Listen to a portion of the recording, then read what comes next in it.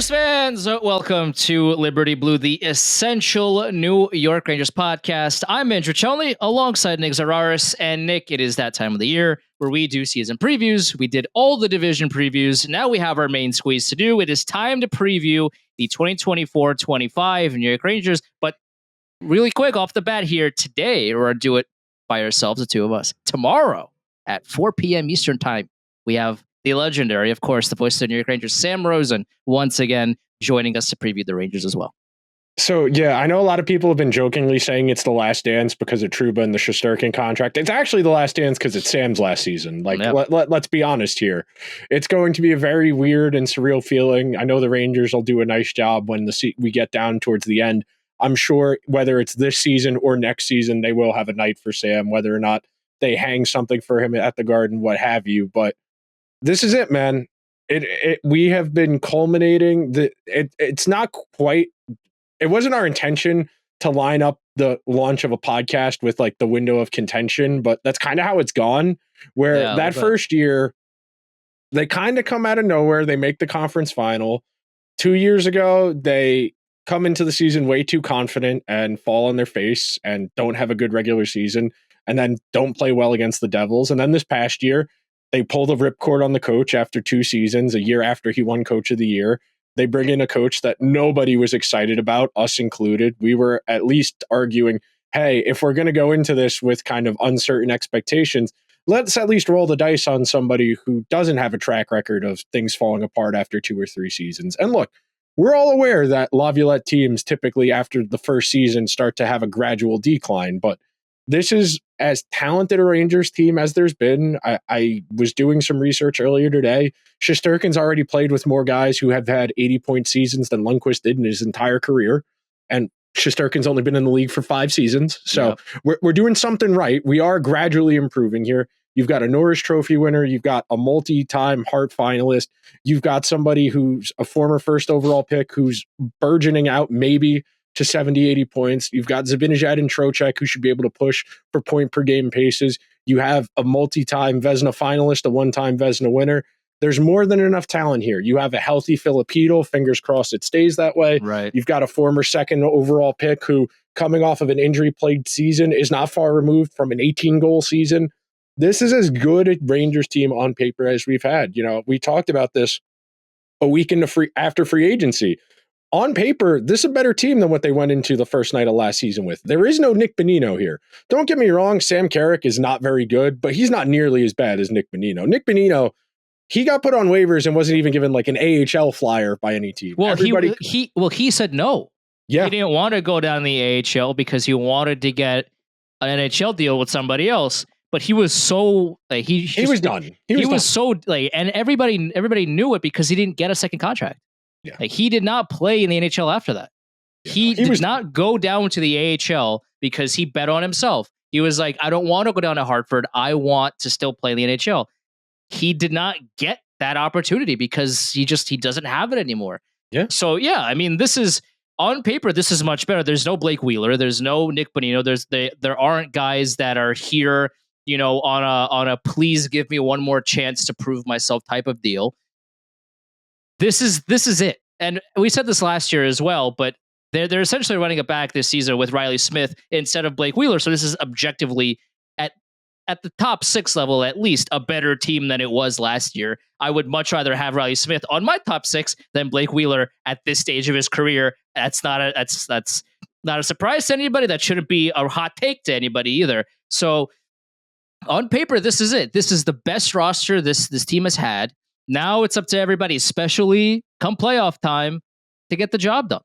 So that's where we can start this conversation. We're going to go position group by position group. We'll talk about the front office. We'll talk about the coaching staff. But we said last year on this episode, the goal was to make at least the second round of the playoffs, and that would be considered a reasonably successful season. They have the best regular season in a 98-year history of the franchise. They put together multiple career best campaigns, Panarin, Trocheck, Lafreniere, all career years. Kreider's a handful of points off of his career best.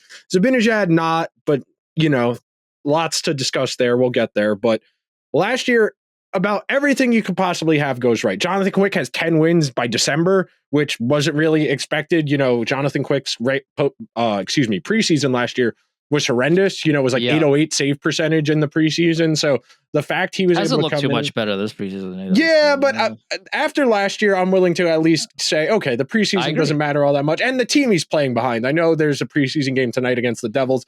The Devils' actual team is over in what country? They're in Europe. Prague. Yeah. They're over there to play the Sabres in an international game, but the Devils are playing a bunch of AHL guys and the Rangers are playing a bunch of AHL guys and Jonathan Quick. There are guys on this team who were probably born after Jonathan Quick's NHL debut. I do need to go fact check that. I didn't get a chance to do that before we started.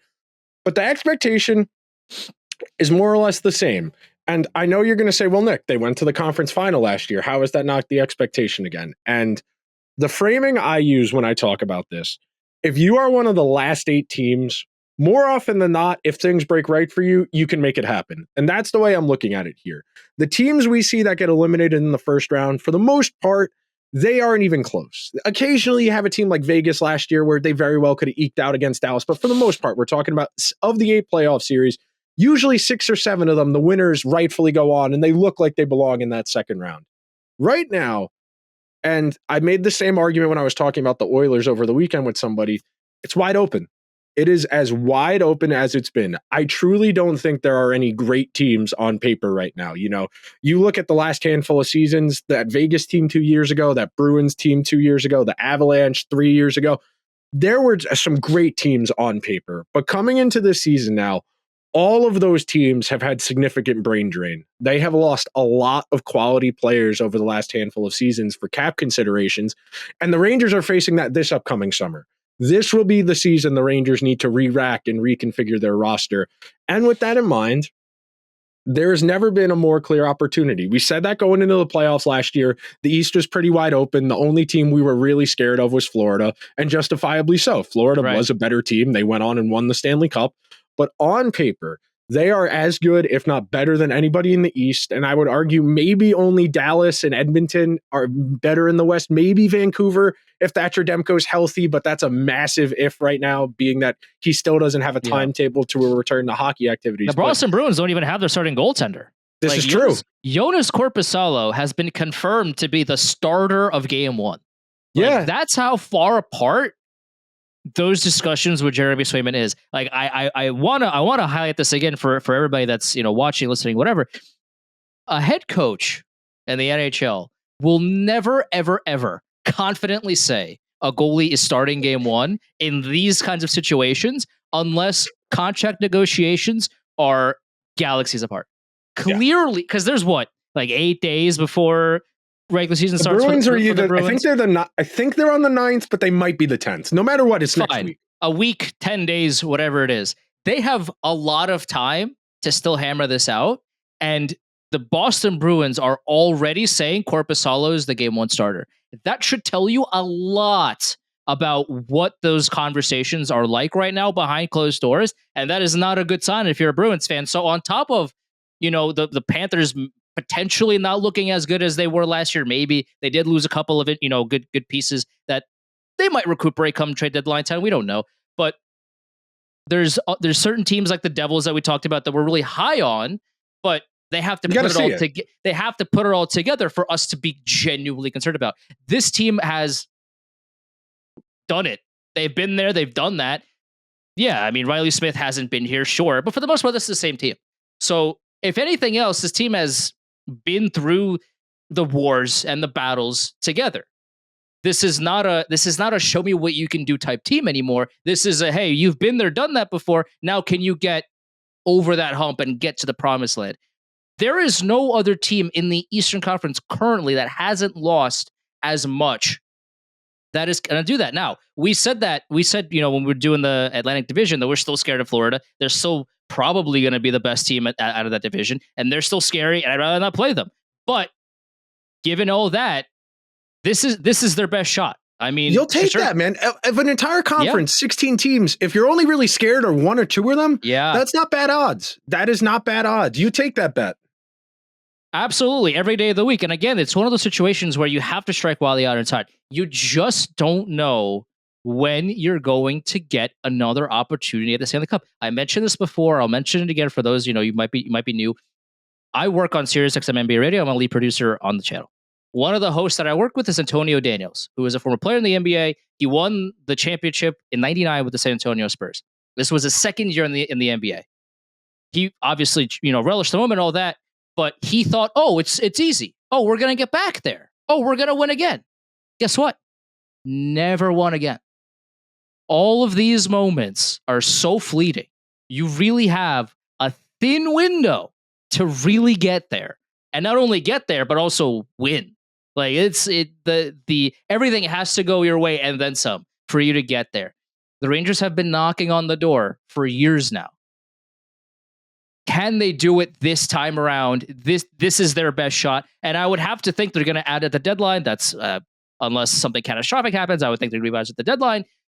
This team is going to be even better than it is now, and this team has Riley Smith instead of Blake Wheeler and Nick Bonino on half a leg. Like this is the best shot they got, and if they can't do it now, when are they going to do it?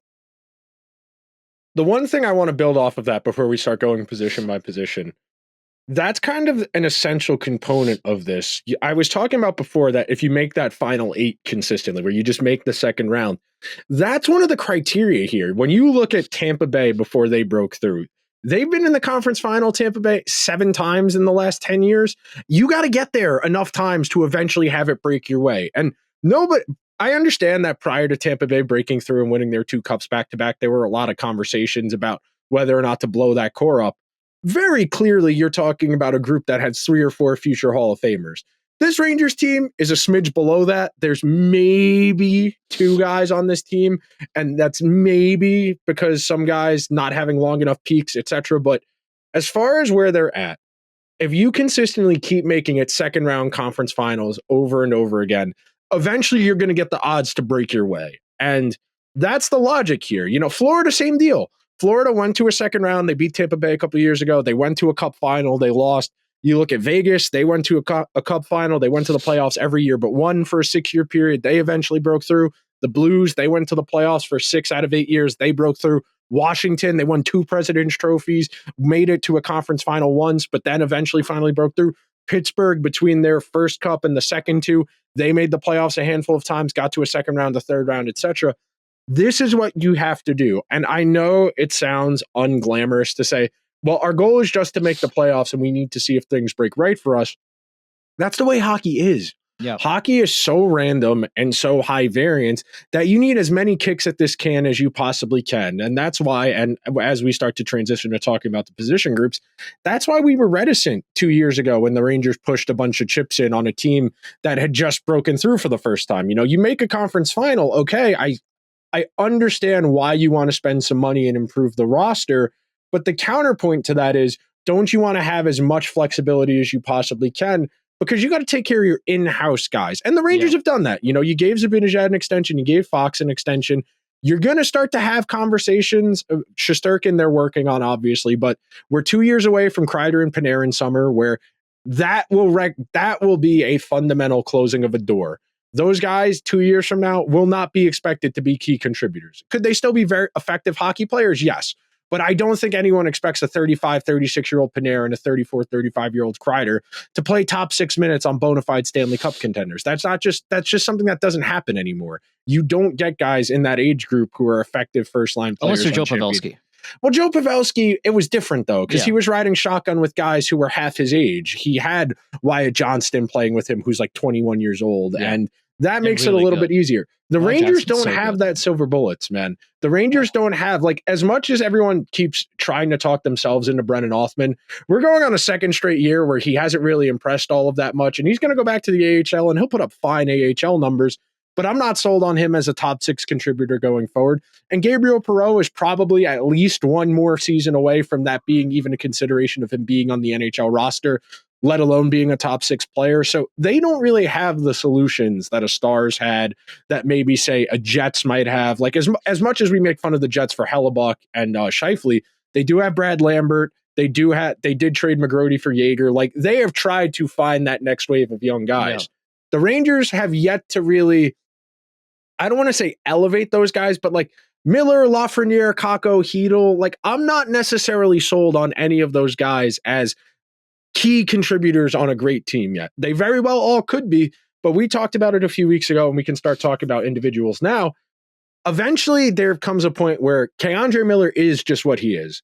Filipino just is what he is. Capo Kakko, Alexi Laf, these guys, Braden Schneider, they are what they are at a certain point. There isn't a continuing improvement in their potential returns. Eventually, their production plateaus, their value plateaus. So, talking about the Rangers, talking about their forward group, we all know here, no one, unless you've been living under a rock for the last 5 to 10 years, you understand the Rangers' issues. Kreider and Zibanejad are really good regular season players. They have good underlying numbers in the playoffs, in the regular season. And then when they get to the playoffs, they start to get caved in. I'm just going to read you the baseline stats. In the regular season, the last 3 years, 51% of the scoring chances, 58% of the goals, 52% of the expected goals, 52% of the high danger chances.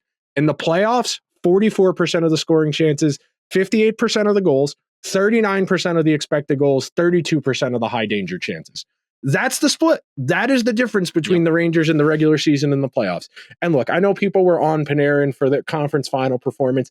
He was the only line that was going at 5-on-5. While he individually was only getting assists and secondary assists, at least his line was having the puck and trying to make some offense. Yeah. And I understand that this isn't just those two, that they've had a revolving door of right wingers and they've yet to find the right guy. But it's when you go look through the numbers over the last 3 years, you compare that line to Panarin's line to whatever configuration of the third line you want. That line has been the line that has struggled in the postseason the most at 5-on-5. And it is unquestionably the Rangers' biggest question mark. I don't understand how people are confused about this.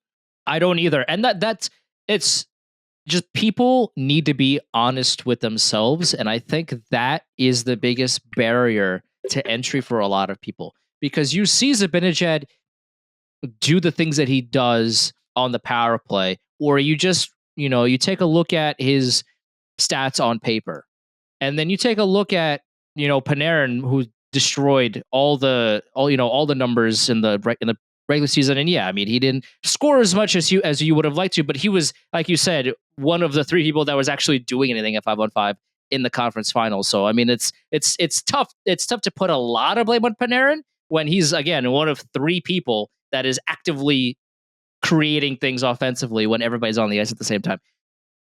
The conversation that people have to have with themselves is, what matters to you more? Is regular season wins more important? Is regular season stats more important? Or is playoff success more important to you? Winning the President's Trophy is great. Sure. No one's arguing that winning more games than not is a good thing. That's fine. You have to do that in the playoffs. You just have to. And I know it's easy for me to be like, oh, well, if just do it in the playoffs. Easy. Like, come on. But I know it's easy for me to say that, but we have a lot of stats now. It's not just a one-off of top Rangers forwards. When they need a goal, they don't get it done. They don't get it, especially at 5-on-5. Maybe during the power play, maybe they can do something. But even then, the Rangers are still looking for a 5-on-5 guy that plays top 6 minutes. Maybe if it's with Zibanejad or Kreider. I know Panarin, Trocheck, and Lafreniere did, amicably well at 5-on-5 in the playoffs. But Zibanejad and Kreider, at a certain point, like I understand that they lack a right winger. I understand that. I get all that. At a certain point, Mika Zibanejad, you make $8.5 million a year. Go score a goal. Like it's we talked about this so many times before, but it's one of those things where he has the talent to do it. That's the most frustrating aspect of it. And Kreider could do it too. We saw it against Carolina. He did it by himself. I understand Freddie Anderson kind of helped him along the way. I get that. Like, that third period was not Freddie Anderson's best performance. Fully, on the same page with you there. But Chris Kreider said, we are not losing this game. We are not having a game 7. And went out and scored a hat trick in the third period of a game 6. Like, that was unreal. He has the ability to do that. Zibanejad also has the ability to do that. He scored 5 goals against the Capitals a couple of years ago. He has the talent. But the most baffling aspect of this is that they don't use their talent as much as they should. And it's, again, it's so easy for me to say that, simply just go score a goal. I mean, come on, how hard could it be? Like, I get that. But when you're a prime forward on the roster, when you are a top 6 forward, when you're making all this money, you are expected to deliver when the team needs you to deliver. If the team needs you to deliver at 5-on-5 and you have shown year in and year out that you are incapable of doing that, then why are you making the kind of money and why are you getting the kind of ice time that you are getting? Those two things cannot go side by side. If you're a power play guy, okay, well, we're going to slide you down in the third line, have somebody else play top 60 minutes, and then you'll just quarterback the power play and do all of that. But like Zibanejad is way too good to drop down the lineup. Okay, well, then let's see it. We need the 5-on-5 offense. I don't know how many times you have to say it, Nick. I have to say it and there has to come a certain point where things change at even strength. Otherwise, we're going to have a repeat of last season, but this time around, it's going to be mayhem contract-wise. It is a style issue. This is well known. Kreider and Zibanejad are at their best when they're off the rush. When they have to work for their offense, they're not particularly effective. When they have to cycle, when they have to move the puck multiple times to string together a decent offensive chance, Zibanejad either overpasses it or he forces a shot he shouldn't take. You go back and watch the series against Florida, he is taking atrocious scoring chances when he does shoot the puck. He is shooting into people's shins from 35 feet away because he feels the pressure of, I got to get a shot off, instead of trying to maintain that offensive zone time. And look, I understand that they are playing a lot of their minutes with Trouba and Miller, at least they have over the past 3 seasons, and neither of those guys is doing a whole lot to help you tilt the ice in your favor. But if you are as good as you are supposedly are, as for somebody who makes that much money, if you go by the official narrative, the Rangers say they chose him over Jack Eichel. If you want to go by that, then you don't need your team's best defenseman to drive offensive possession. You don't need Adam Fox. If you are as good as you supposedly are, you don't need Adam Fox to tilt the ice for you. And it is frustrating because we are here 3 years removed, and Zibanejad is only going to continue to decline. He is older. And look, could he have a nice bounce back season? Could he not go 2 months without scoring at 5-on-5? Yes. But it frustrates me to no end when people pretend they don't understand how basic statistics work. Guys do not improve at 32 years old. If you're Chris Kreider, maybe, but everybody else, no. Everybody else, you have a gradual decline. And you saw it last year. Zibanejad was wholly ineffective at 5-on-5 for good stretches of the season. And look, I know people like to gas up his defense. He is not nearly as good at defense as the people who cover the Rangers tell you he is. He is not. He is not Barkov. He's not Hischier. He is not that tier of defensive forward. Is he above average defensively? Yeah, sure. He is not a Selke caliber forward, and he never has been. Anybody telling you that is doing it based on the same logic of, he kills penalties, so he must be good at killing penalties. Just because you're out there against the other team's best forward does not make you good at defense. It just means you happen to be out there. Go and look at the splits. And look, I know Barkov, I think his line only had 1 goal at 5-on-5 against Zibanejad. The shares were 65-35. 65% of the possession in those minutes. And yeah, it's great that they only conceded 1 goal.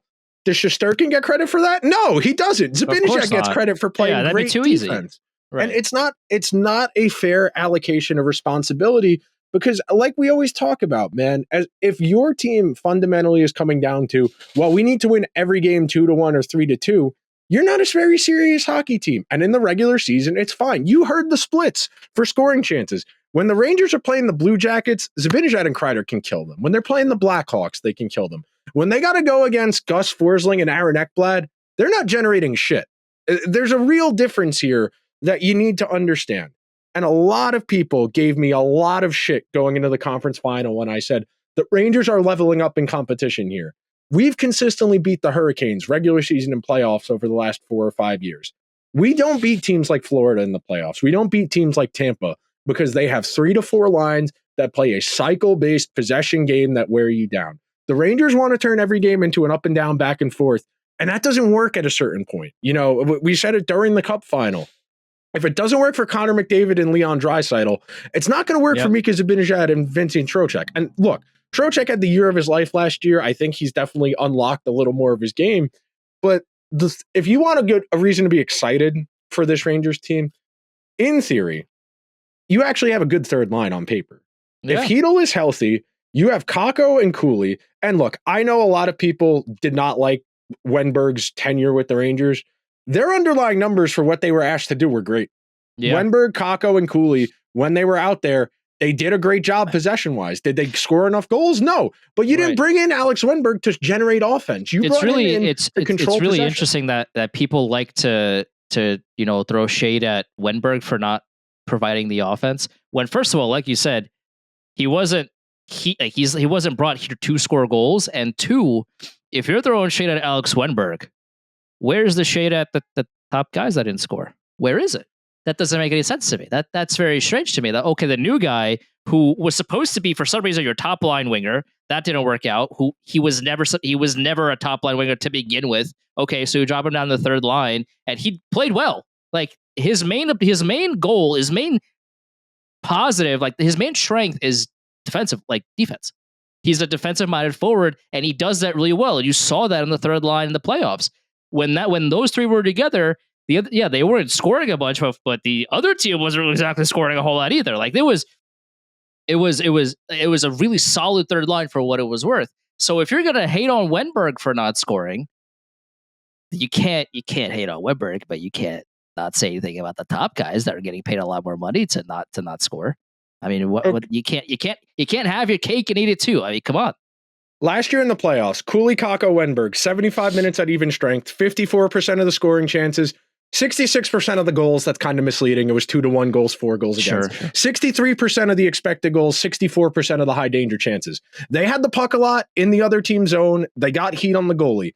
If that's what your third line is giving you, you can work with that. And in theory, if you have Chytil, who adds a level of dynamicism to his game that Wenberg doesn't have, that Kakko doesn't have, you should, in theory, be able to have a third line that can give you a little bit more. And we're going to talk about the fourth line in a minute, and I'm going to make a resounding declaration as far as Matt Rempe discourse goes during that conversation. But this third line is the best third line the Rangers have had coming into a season, maybe ever. Like on paper, this third line should be highly functional, be able to drive possession, and Chytil's got a goal-scoring touch that Wenberg, Kakko, Cuylle don't have. And look, I think Cuylle definitely hit a physical wall as the season went along. First full NHL season, definitely around that 50-game mark, he started to not look as lively, not look as energized. But I do think a full offseason, building himself up, knowing the rigors and the grind of an NHL regular season, he'll be a little better situated to be effective in the playoffs. Because we can be honest, he wasn't great in the playoffs, but he was, a kid. He's building up and learning what it takes to be a pro. And then, all right, you are not going to get an honest answer about the fourth line from anyone because everybody likes this. This is fun. And no one wants to shit on fun. Everybody wants to be vibes. Everybody likes him. The guys on the team like him. The coach likes him. The front office clearly likes him. But look, if the coach consistently has to say, oh, he's not a sideshow, he's here to play hockey more than once, I think we can. That's the thing. Yeah. When we have to consistently go out of our way to say, well, no, he's not a sideshow, he's here to play hockey, you are telling on yourself. You are being disingenuous. It's, my fourth line left winger who only fights sure asking a lot of questions. And look, it would have been nice if the Rangers had him in rookie camp because he needs to play. It looks like he's going to make the opening night roster because of injuries. But we cannot do a full season of him playing 8 minutes a game. We can't. Yeah. We cannot do that. That is not a viable strategy in today's NHL. If he can play 12, 13 minutes a game and not get his doors blown off, great, he can stay. If not, Edstrom's been better. I'll just put my hands up and say it. Edstrom has been a more functional hockey player at the NHL level, and he still's got that size. He still forechecks, and he still plays with that edge that everybody claims they want from Matt Rempe. So, in my opinion, especially with no VZ now, with no VZ for a few weeks, and you're looking at a fourth line with some permutation. I think the group this morning here, I made a little graphic. This is the group from this morning. Rempe, Carrick, Yuck, and then Brodzinski. So with that in mind, That's not going to be a great fourth line. You really need VZ back as soon as you can, because VZ's been a really good fourth liner for them for the last 2 seasons. And in an ideal world, you go out and get a fourth line center at the deadline in an ideal world, because I do think that matters. As you saw in that Florida series, they were asking their top guys to play a lot of minutes because Laviolette did not want to play those bottom 6 guys. And I just don't think that's realistic. I don't think you can have Rempe play 7 minutes a game. Playing Blake Wheeler in that one game for the 5 minutes he played, that was really stupid. That was objectively, that was really stupid. He wasn't ready to play. He wasn't in game shape. And you can say what you want about, trying to spark the team, whatever. If the team needs these gimmicky tricks to get them excited, at a certain point, we can say they're not as good as we think they are. If they need gimmicky tricks like Rempe going out there to fight or Rempe knocking someone's head off, at a certain point, Mika Zibanejad's 32 years old. If he can't get fired up to play in Game 6 of the Eastern Conference Finals, I think that's a Mika Zibanejad problem as opposed to we need this type of energy in the lineup. And I want Rempe to be good. I would love Rempe to be a functional hockey player, to be able to play 12, 13 minutes a game. And look, I know there was some conjecture about him killing penalties a few weeks ago. If he's killing penalties, we're in deep shit, friends. I hate to be that guy, but there are people out there who skate at, not at Hudson Yards. What am I thinking of? Not Hudson Yards. Why can't I think of the name of if there are people who skate at Wallman Rink in Central Park. Yeah, I was thinking of Chelsea Piers. I couldn't think of the name. Thank you. There are people skating at Wallman Rink who go in a straight line faster than Rempe. It's a cute story. It's very fun. Teams that win the Stanley Cup do not have a guy like this in their lineup anymore. They just don't. Here's the thing. I'm a big fan of hoping that Matt Rempe becomes a functional NHL player, as I'm sure you are. Yeah. And as I'm sure everybody that's watching and listening. We were bounding the desk last year. Yeah. We clinched a playoff spot in March. Give him 12, 13 minutes a game. He needs to figure it out. Here's the thing. We all want him to be successful. We all want him to be a good player at the NHL level. You cannot, at the same time, and you mentioned this a second ago, you cannot at the same time talk out of both sides of your mouth. You cannot say with a straight face that Matt Rempe is a key addition to the roster. He is a guy that you cannot take out, that he's effective at what he does, that he is a good functional hockey player, and at the same time play him 4 or 5 minutes of hockey. You just can't do it. You cannot say both of these things cannot be true at the same time, because if he was a functional NHL player, he would have more trust from the coaching staff. You cannot, in a Game 5 or a Game 6 or whatever game he was scratched for, you cannot scratch that same guy that you were hyping up a second ago in favor of of another player who's not only old and slow and can't play hockey all that well anymore. My man's came back from destroying his leg and was not near game shape in the slightest. But you're telling me this is the same guy that is ready to play a bunch, 12, 13 minutes at the NHL level, and he is a solid foundational piece of the core. You cannot say both of these things at the same time. They cannot possibly be both true. Either, and we were talking about this when the Rangers clinched the playoff spot, you mentioned this, either you give him the 12, 13 minutes and see if he can sink or swim, or you don't play him at all. There's none of this like wishy-washy. Especially when you had Brodzinski last year. Yeah, exactly. Who is a functional NHL player. There really shouldn't be this wishy-washy, type of attitude where, he's, the guys love him, so he should be in the lineup. If he's good enough to play him. If he's not good enough to play, don't play him. Like, it shouldn't be, rocket science for people to figure. And I understand, when you're a head coach, you have to balance a lot of things. You have to balance chemistry. You have to balance vibes. I get all that. If he is not good enough to play at the NHL level, you do not play him at the NHL level. It's as simple as that. You find somebody else.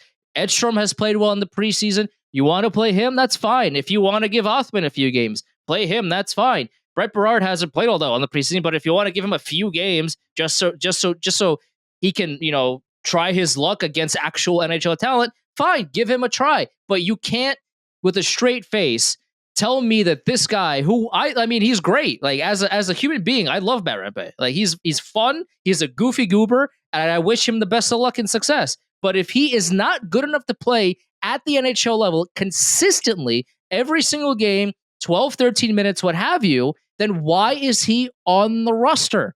I get that he's fun. I get the fans love him. I get the teammates love him. I get all that. That's all fine and dandy. And I would rather people love him than not love him, sure. But at the most fundamental base of all of this, if Matt Rempe cannot play hockey at the NHL level, and you don't trust Matt Rempe to play hockey at the NHL level, he should not be on your roster. That's it. That's as simple as that. I love this perception that's out there that the Rangers care what the public thinks. Like, the Rangers have told us to go F ourselves so many times with lineup stuff like this, whether it's Tanner Glass, whether it's Ben Harper, just outright insulting our intelligence, telling us, no, we know what we're doing, but playing ineffective hockey players. And the last thing I'll say about Rempe, I'm not doing this for 82 games, friends. This is my definitive. I don't think he's ready to be an everyday NHLer. He needs more work. If the Rangers are going to play him, he is subject to the same amount of scrutiny that anybody else would be. What did Gerard Gallant say? This isn't a developmental league. If it's not a developmental league for Brennan Osman or Brett Berard, it's not a developmental league for Matt Rempe. So we can't be doing double standards because we like someone. All right, that's it on forwards. Looking at the defense, no Lindgren for the first few weeks is definitely a problem. I don't know what the plan is, frankly, because today Miller was skating with Fox, with the actual NHL team.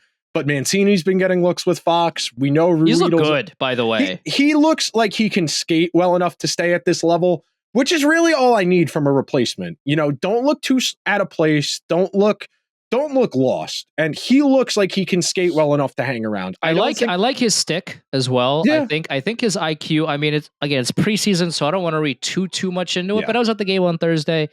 I liked what I saw from the things that he did. Obviously, you know, hasn't played any NHL games, so you know he's gonna have to break in the league a little bit. He's gonna make mistakes, sure, but from what I've seen, there's been a lot worse. There's been a lot of worse defensemen that have been knocking on the door of the Rangers blue line over the past however many years it's been. So like at the end of the day, you give Mancini a few games. Lindgren is out.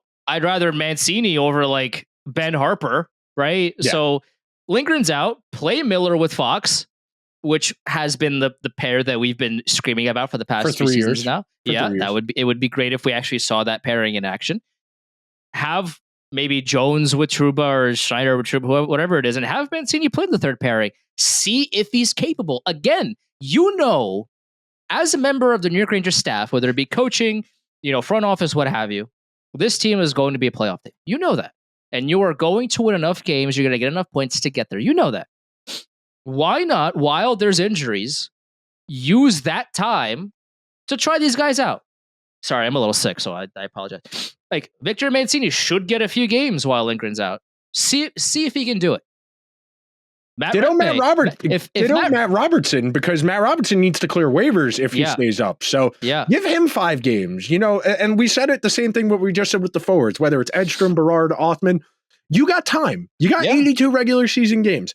Audition a few guys. If anyone clicks, great. You know that in the back of your head. Right. Oh, we can use this guy later in the season because there will be injuries. It's only going to help your team, not only for the short term, in case there's injuries, sure, but in the playoffs, if your 12th forward isn't working out, you already have in the back of your mind, oh, this guy that we tried before, he showed me a little something. Okay, let's try him. Let's see maybe he can do something, and that sparks the team and we go from there.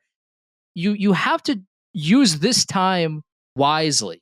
You can't, I understand we want all the points, we want the Rangers to win 82 games. I get all that. First of all, ain't no team winning 82 games in the regular season. It's just not happening. I'm sorry to break it to you. But also, this is a bona fide playoff team.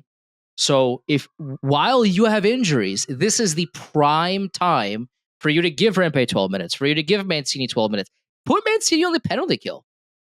Put him on penalty kill 2 with an experienced defenseman, whoever you want, as kind of like an anchor for him to learn a little bit off of and see if he can do it.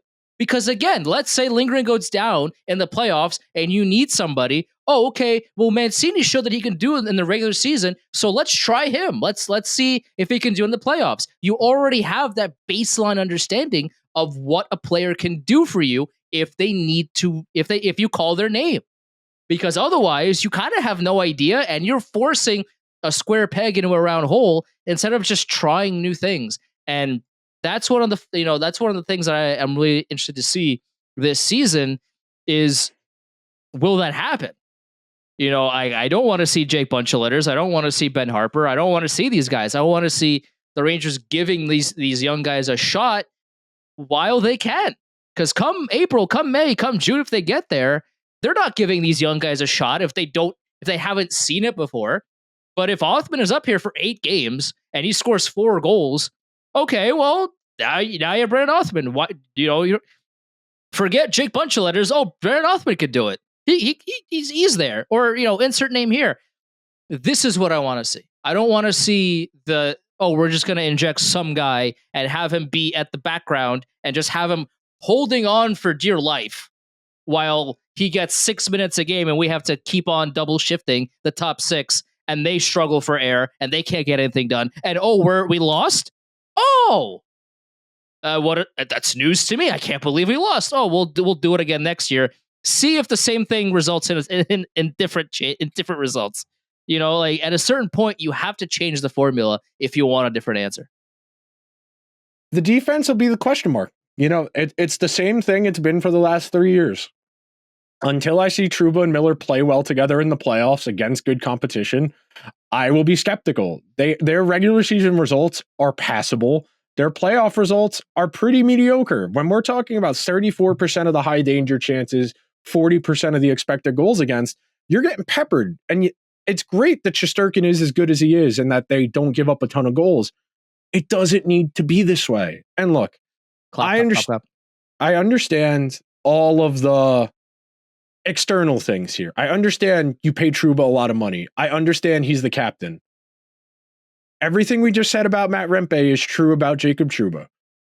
He is on the team. He is subject to the same amount of fair criticism that is based in evidence about how he plays as any other player. Just because he's the captain, just because he's a nice guy, all that, it's great.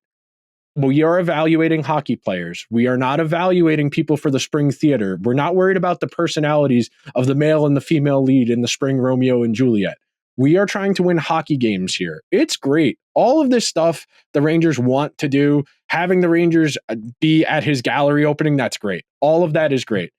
Until we win a Stanley Cup, I don't really care about extracurrical activities. Bro, the New York Knicks were at Julius Randle's school at school opening. Yeah, he donated $1.3 million, and the Knicks were all there. Yeah, Thibs was Adam there. Silver was there. Everybody from the Knicks was there. And you know what? 2 days later, he was traded. It's all great.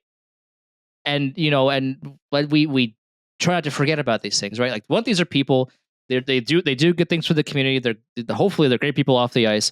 But we are talking specifically about their on ice performance, and this is another time for us to highlight this. Is when we're talking about Jacob Trouba missing another defensive assignment, or we're talking about Zibanejad again having a streak of not scoring a 5-on-5 or what have you, we are not talking about them as people, right? We are exclusively talking about how they are performing on the ice, and if they're underperforming, it is well within our right to criticize their underperformance, especially given how much money they make a year, what the role is on the team, and what they should be doing on the ice relative to their role.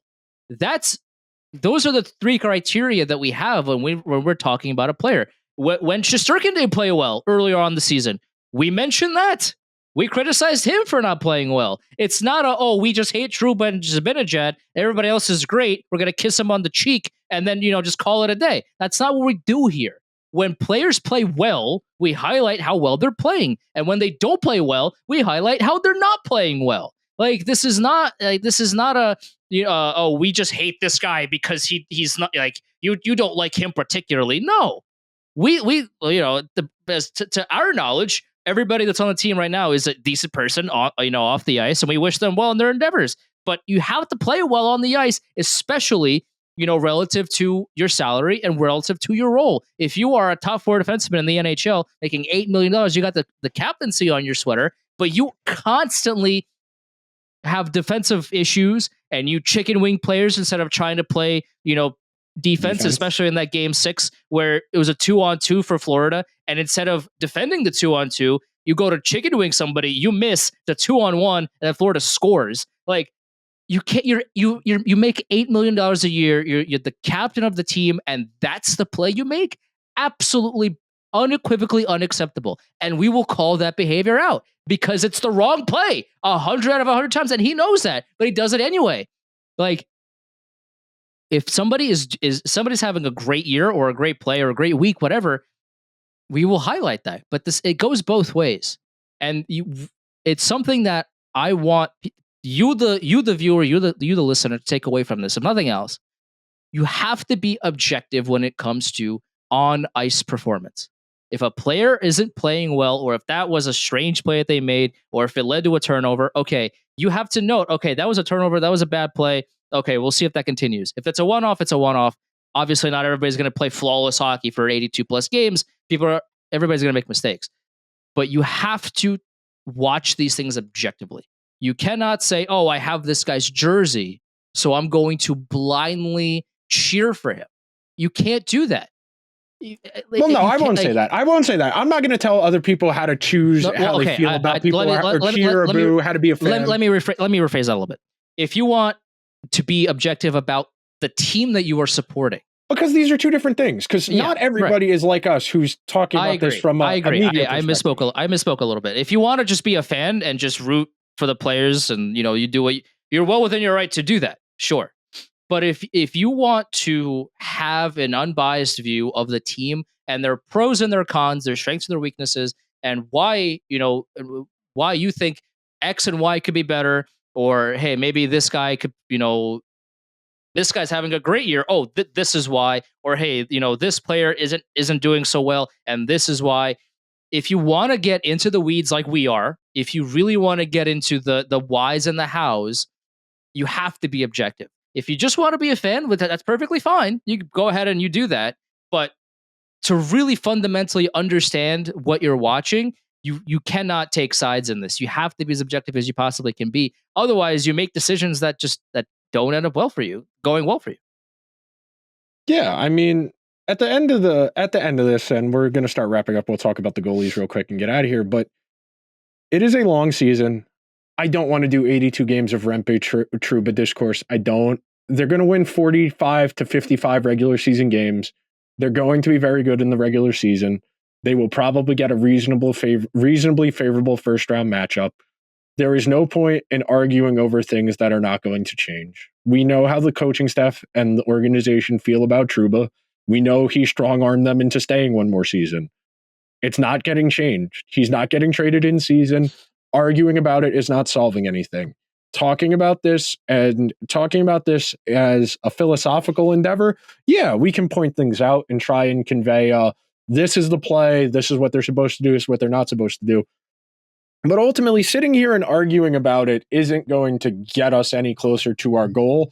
So keeping that in mind, we'll talk about the goalies real quick and get out of here. Shesterkin's going to start 50 to 55 games. If he starts less than that, he's hurt and the team's probably screwed. I would not bank on Jonathan Quick being great again. Yeah. Can he win you 10 games as a backup? Yeah. Jonathan Quick wins 10 of his 24, 25 starts. That's not great, but that's reasonable. Those are reasonable expectations. Sure. You think Shesterkin's going to start something in the neighborhood of 50 to 55 games. So that gives Quick 25 to 30-ish games in that ballpark. If he can win you close to half of them, that's great. If he wins you more than half of them, that's outstanding. The team will go as far as the goalie can go. They still have yet to address their 5-on-5 issues. The goalie contract discourse is going to be insufferable if it doesn't get solved by next Wednesday. If they don't pay him, they need to reevaluate the entire team, because if they have just an above average goalie as opposed to an elite goalie, they're not going to be a very good hockey team. They'll pay him. He is the magic eraser. I don't think this is a conversation. I think the Rangers know how their bread is buttered. It's why they gave Hank a contract that maybe wasn't the best in terms of the long-term vision. But yeah, Shesterkin is their most important player. Yeah. He deserves to reset the goalie market.